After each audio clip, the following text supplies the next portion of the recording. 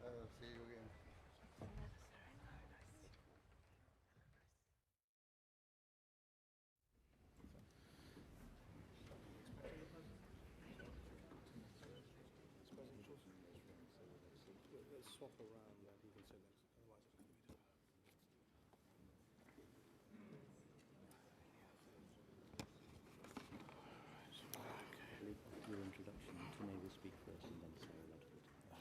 Anyway, the floor is now to His Holiness, the moment we've all been waiting for, His Holiness, the global spiritual leader of the Ahmadiyya community, Hakrat Mirza Mazrur Ahmad. The floor is yours, Your Holiness.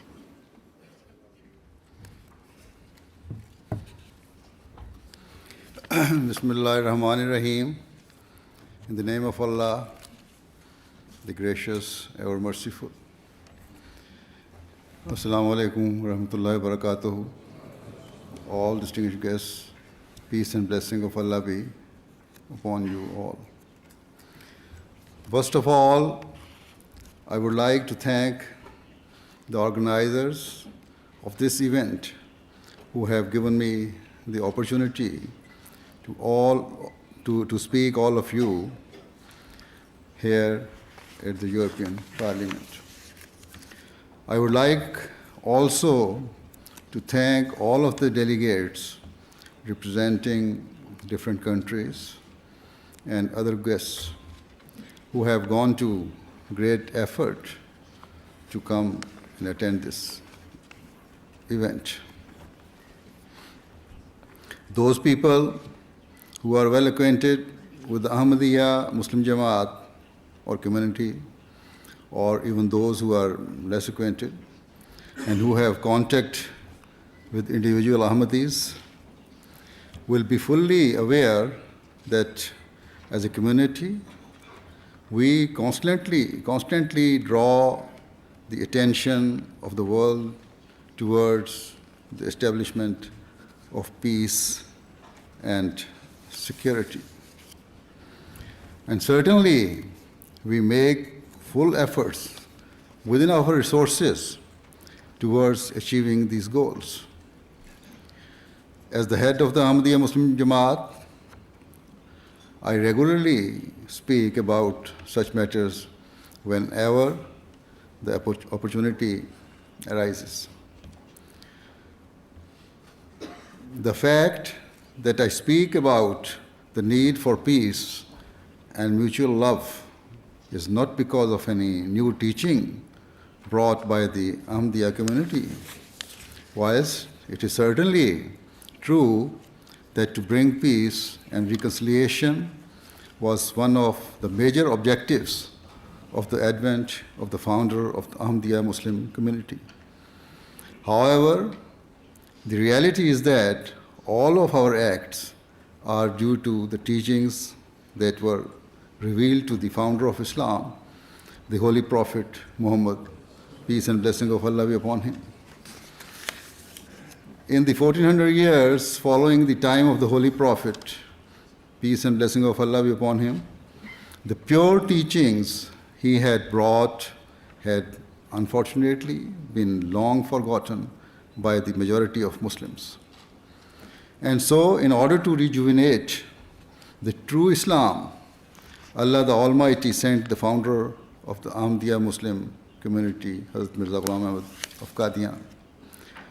I would request, and it is also according to the prophecy of the Holy Prophet of Islam, Sallallahu Alaihi Wasallam, I would request all of you to keep this point in mind when I come to speak about Islam's teachings in relation to the development of peace and harmony in the world.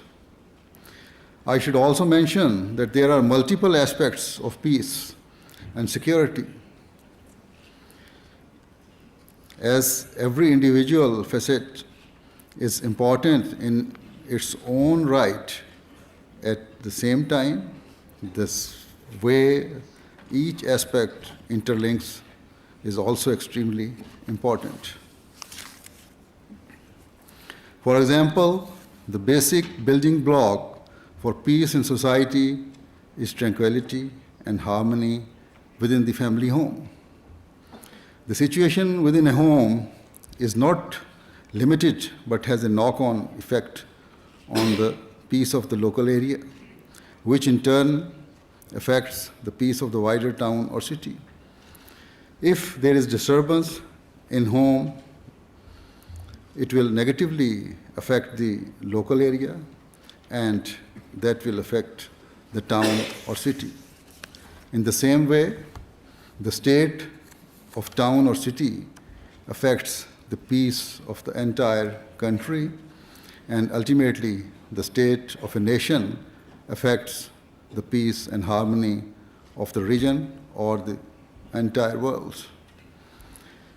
Therefore, it is clear that if you wish to discuss even a single aspect of peace, you will find that its scope is not limited, but will continue to expand. In a similar way, we find that where there is lack of peace, different methods are required to solve the issue. Based on the underlying problem that exists and upon the particular aspects of peace and security that have been violated. When we bear this in mind, it is obvious that to fully discuss and address these issues in detail requires much more time than is currently available. Nevertheless, I will try to cover at least some aspects of Islam's true teachings.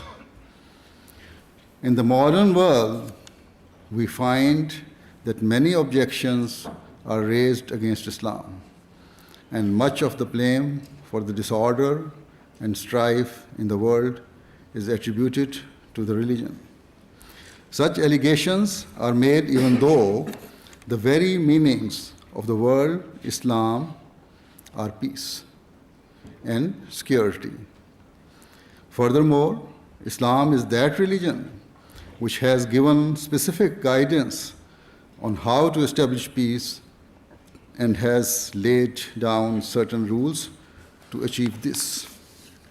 Before I go on to present to you a picture of Islam's true and peaceful teachings, I would like to briefly discuss the current state of the world.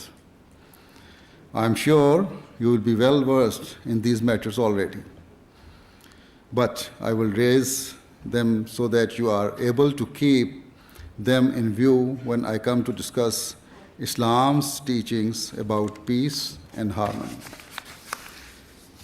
We are all aware that and accept that today's world has become like a global village.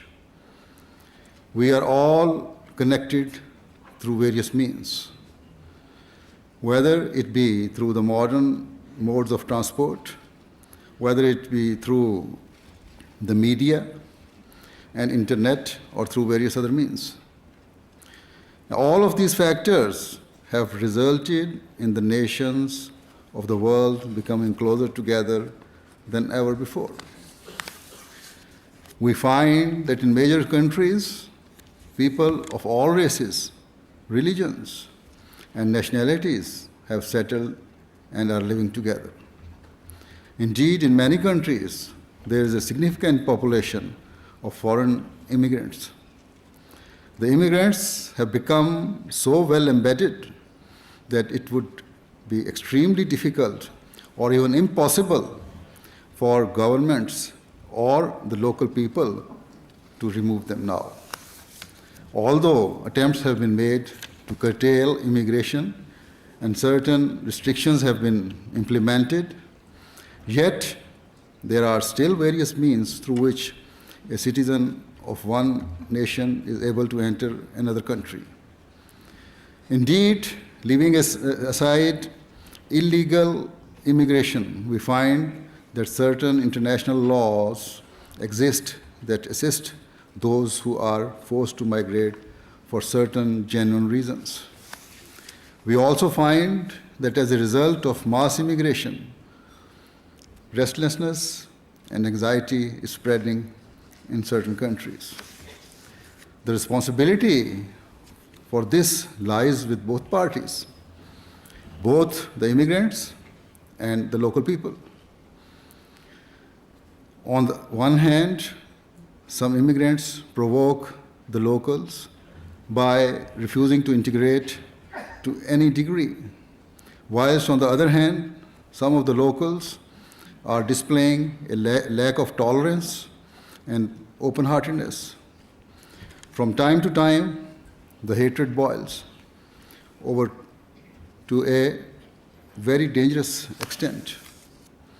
In particular, hatred or enmity on the part of the locals in Western countries is often manifested towards Islam in reaction to the negative behavior of certain Muslims, especially immigrants. The anger and reaction is not just on a small scale, but can and does reach extreme heights, which is why Western leaders regularly speak about those problems. Therefore, we find that on occasion, the German Chancellor speaks about Muslims being a part of Germany.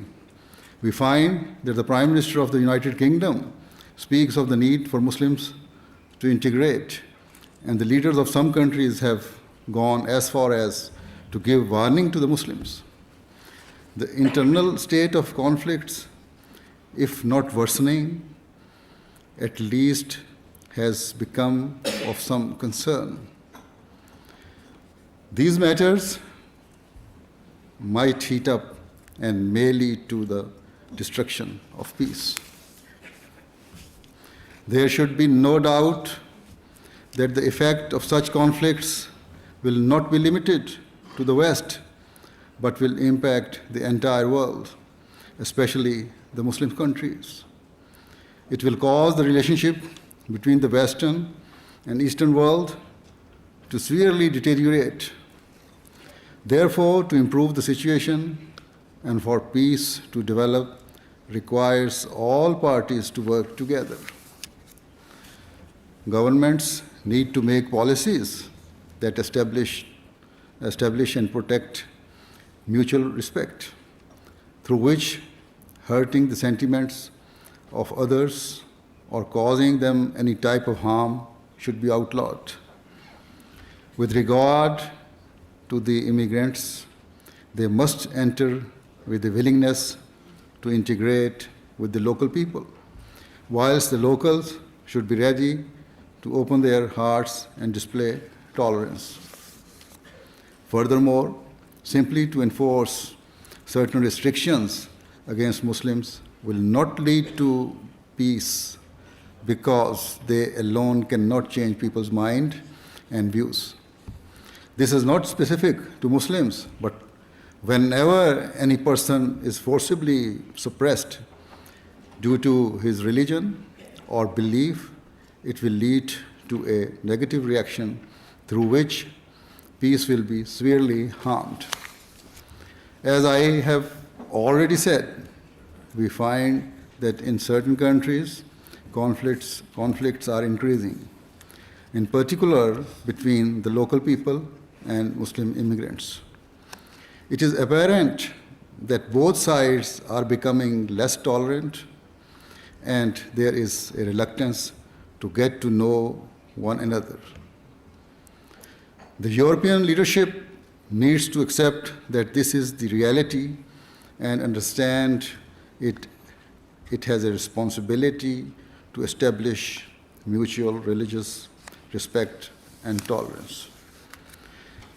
This is essential so that within every European country and between European and Muslim countries, an atmosphere of goodwill develops, so that the peace of the world is not shattered. I believe that the cause of such conflicts and deviance is not only religion or beliefs, and it is not merely a question of differences between Western and Muslim nations. In fact, a major root cause of the discord has been the global financial crisis. When there was no recession or credit crunch, nobody ever bothered about the influx of immigrants. Muslims or non-Muslims or Africans. But the situation is now different, and that has caused all this thing. It has even affected the mutual relationships of European countries, and so anger and resentment between the people of certain European nations and the people of other European countries is increasing daily. This state of despair is visible everywhere. The formation of the European Union has been a great achievement on the part of European countries, for it has been a means of uniting the continent. And so you should make all possible efforts to preserve this unity by honoring each other's rights. The fears and worries held by members of the general public must be removed. To protect each other's society, you should be willing to accept fair and just demands of one another. And of course, there should be fair and just demands by the people of each and every country. Remember that the strength of Europe lies in its remaining united and together as one. Such unity will not only benefit you here in Europe, but at its global level will be the means for this continent to maintain its strength and influence. In fact, speaking from an Islamic perspective, we should strive for the entire world to unite together. In terms of currency, the world should be united. In terms of free business and trade, the world should be united. And in terms of freedom of movement and immigration, cohesive and practical policies should be developed so that the world can become united. In essence, countries should seek to cooperate with one another so that division is replaced by unity. If these measures are taken, then it will soon become apparent that the existing conflicts will end and be replaced by peace and mutual respect, provided true justice is practiced and each country realizes its responsibility. It is with great regret that I must say that even although it is an Islamic teaching, the Islamic countries have been unable to unite amongst themselves. If they were able to cooperate and unite, then the Islamic countries would not need to constantly seek Western aid and help in order to alleviate their internal troubles and needs. With these words, I shall now come to speak about true Islamic teachings in relation to the establishment of long-lasting peace in the world.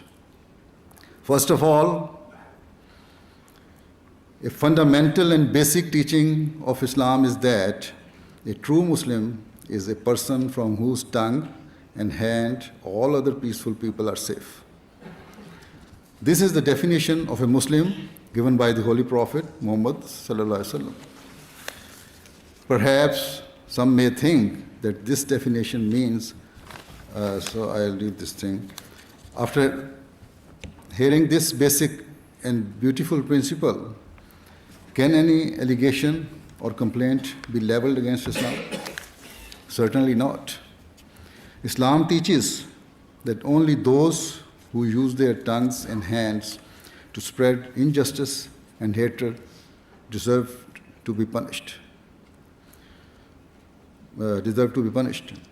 Thus, from a local level to a global level, if all parties remained within the confines of this golden principle, we would find that there would never be religious disorder, and there would never be political strife, and nor would there be disorder based on greed and desire to gain power.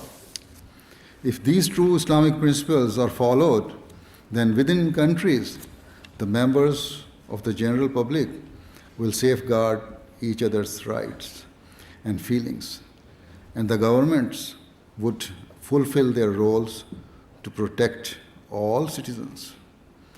And at an international level, each nation would work together with a spirit of true sympathy and compassion towards one another.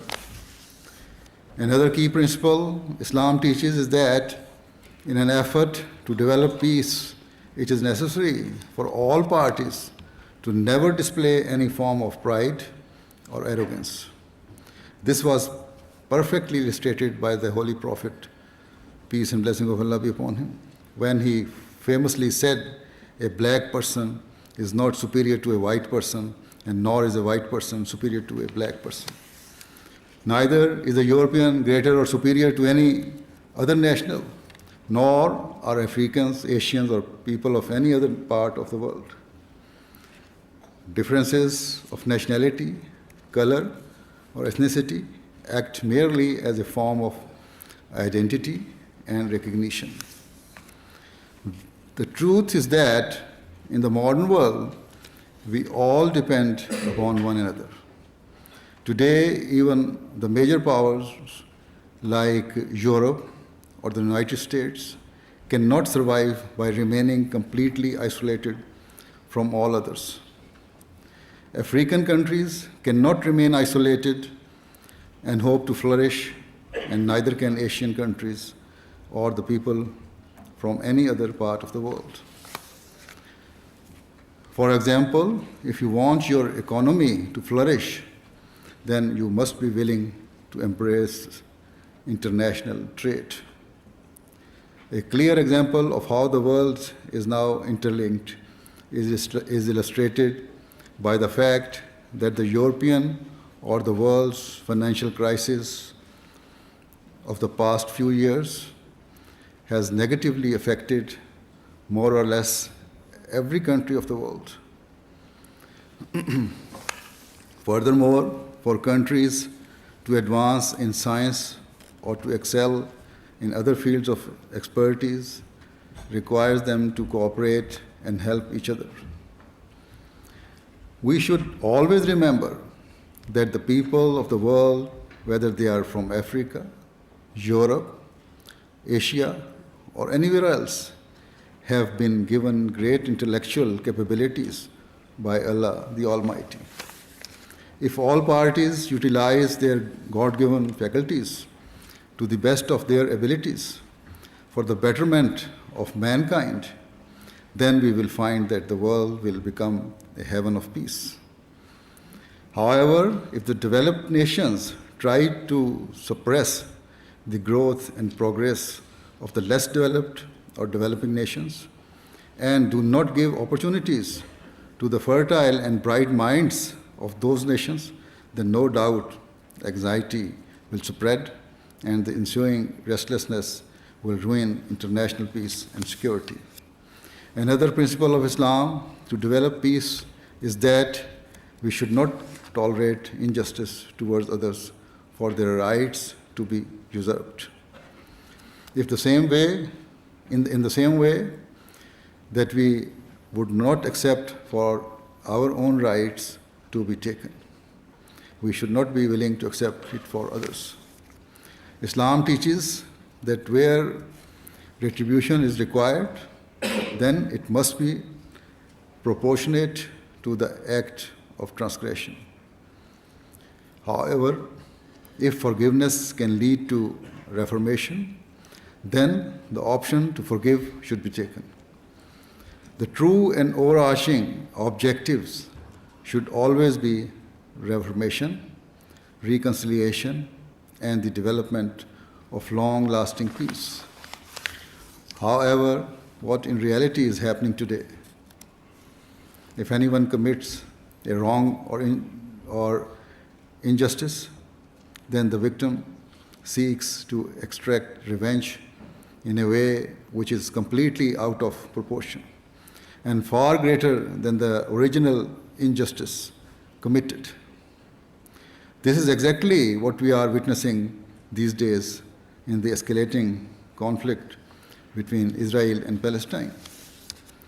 The major powers have openly expressed their outrage and concern at the situation in Syria and Libya or Egypt, even though it can be argued that they were, in essence, internal matters, yet they do not seem to be concerned about or that concerned about the Palestinian people.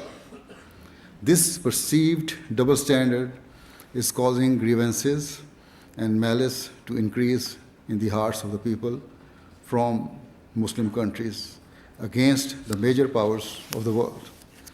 This anger and animosity is extremely dangerous and could boil over and explode at any time. What will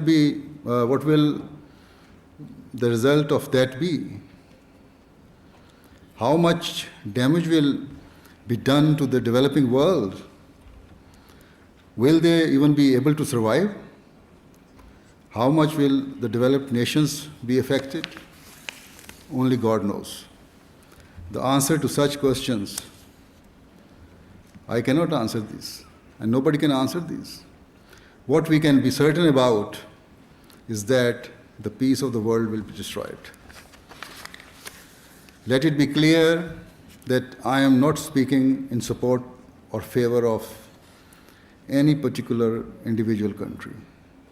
What I wish to say is that all forms of cruelty, wherever they exist, must be eradicated and stopped, regardless of whether they are perpetrated by the people of Palestine, the people of Israel, or the people of any other country. The cruelties must be stopped because if they are allowed to spread, then the flames of hatred will surely engulf the entire world to such an extent that people will soon forget about the troubles caused by the current economic crisis. Instead, they will face a much more horrifying state of affairs. There will be such a huge loss of life that we cannot even comprehend or imagine. Thus, it is the duty of the European countries who suffered great losses during the Second World War to learn from their past and save the world from destruction. To do this, they must fulfill the requirements of justice and be willing to accept their responsibilities. Islam strongly emphasizes the need to always act in a fair and just manner. It teaches that no party should be given preferential treatment or favored unduly. It should be that a wrongdoer knows that if he tries to act unjustly towards any country, no matter its size or status, he will not be allowed to do so by the international community. If the member states of the United Nations, the countries that derive benefit from the European Union, and the countries that are under the influence of the big powers, all come to accept this, or even the underdeveloped countries, then and only then peace can emerge. Further, only if those nations who have veto power at the United Nations realize they will be held to account for their actions, can justice be truly established. In fact, I will go one step further and say that the right of veto power can never allow or facilitate the establishment of peace, because clearly not all countries are at an equal level.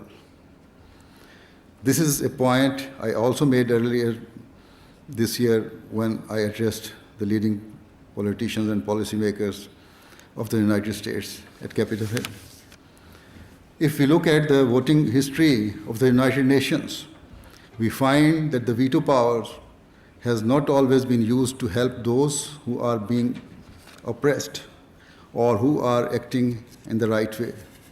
In fact, we have seen that the veto power has on certain occasions been misused to help and assist in cruelty rather than to prevent it. This is not something that is hidden or unknown, but many commentators openly write or speak about this. Another beautiful principle taught by Islam is that peace in society requires one to suppress his anger, rather than allowing it to prevail over principles of honesty and justice.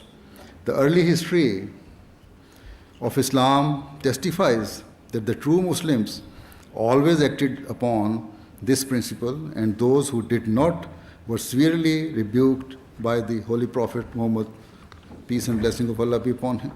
Yet today, unfortunately, this is not always the case. There are cases where armies or soldiers who have been sent to establish peace conduct themselves in a way that is entirely contrary to their stated aims.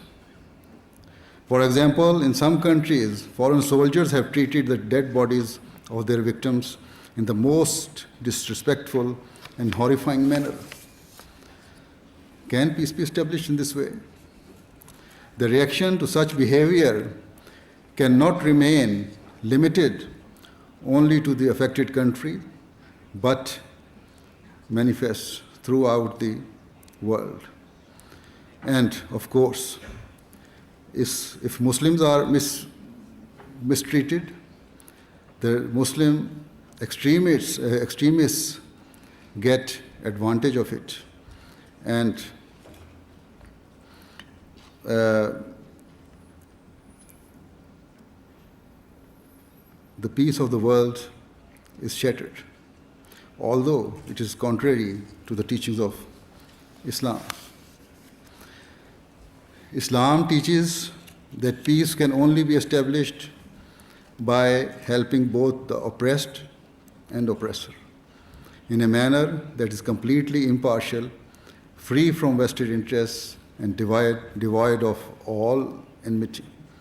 Peace is made by giving all parties an equal platform and playing field.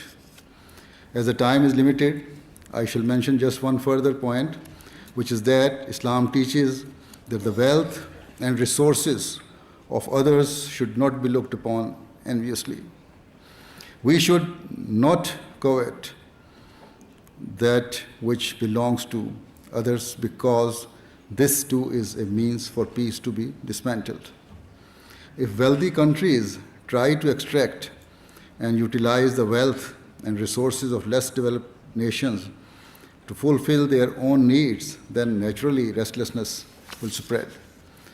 Where appropriate, the developed nations can take a small and fair amount in return for their services, whilst the majority of these resources should be utilized to help the underdeveloped countries raise their standards of living. They should be allowed to prosper, and should be helped in their efforts to reach the same levels as the developed world, because then and only then can peace be established. If the leadership of those countries is not honest, then the Western nations or the developed nations should themselves monitor and organize the development of the country by giving them the aid. There are numerous other points I could cover, but due to a lack of time, I shall restrict myself to the few that I have mentioned. Certainly, whatever I have explained represents the true teachings of Islam. There is one question that may arise in your hearts, and so let me address it in advance. You may say that if these are the true teachings of Islam, then why do we see such deviance and disorder in the Muslim world?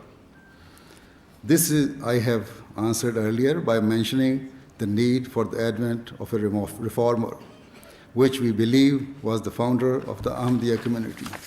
We, the Ahmadiyya Muslim Jamaat, always endeavor to convey these true teachings to as wide an audience as we can.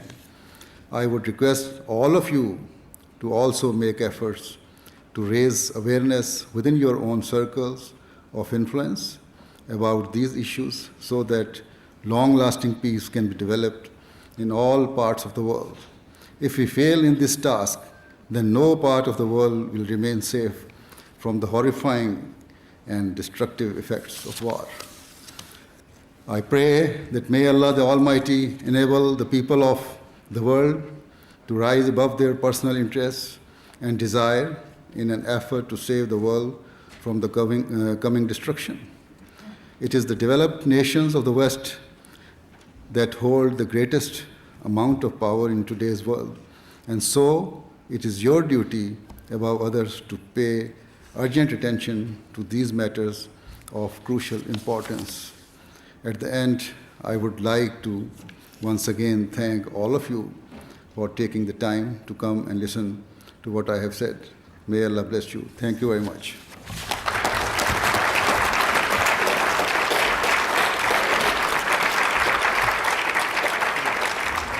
Ladies and gentlemen, we have a double honor. We've heard the wonderful words from His Holiness about the message of peace, and I will speak a little bit more about that in 1 second. We have been graced with the presence of the President of the European Parliament, Mr. Martin Schulz, who has come to personally greet His Holiness and congratulate him on his speech. He can't stay, unfortunately, due to time pressures on his agenda, but he wants to just literally be here to personally greet His Holiness and thank him for all he's done for the cause of peace on our continent and globally.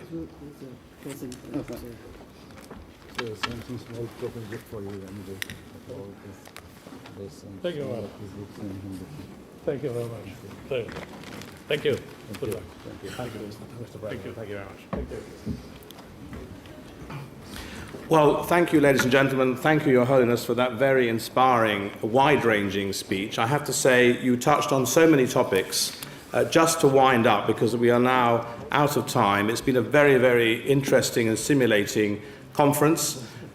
You mentioned all sorts of issues to do with the true Islamic message on peace, on tolerance, on issues as wide-ranging as development and the need to be charitable to countries which are poorer, and the special responsibilities which fall upon Western countries, particularly European Union member states, to discharge their responsibilities in a thoughtful and charitable and peace-building fashion. I have to say that was an extremely well-received message. And I was also intrigued and perhaps slightly surprised where you boldly and bravely took on the message of immigration.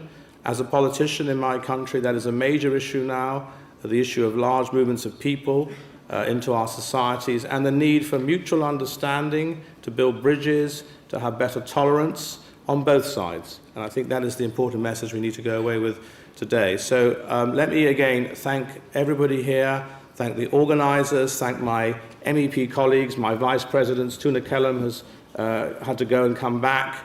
I recognise Phil Bennion from the Liberal group from the United Kingdom. I see other colleagues in the back, and the very wide audience from all faiths and across many different countries to have come today to listen to His Holiness for, I think, an inspiring speech, an inspiring message to the entire globe of peace and reconciliation.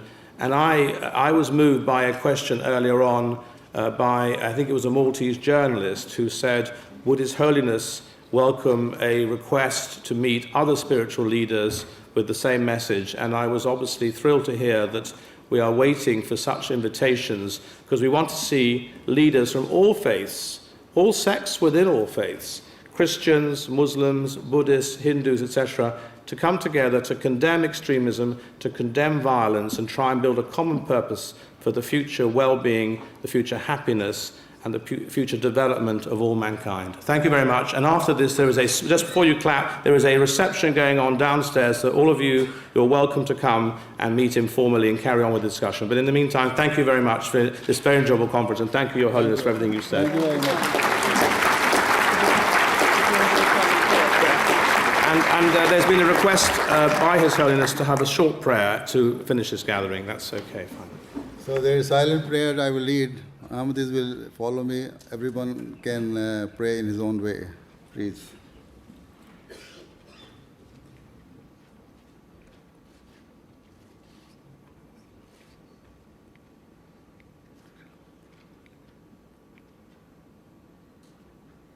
Ameen. Thank you very much again. Thank you. Thank you very much. Thank you.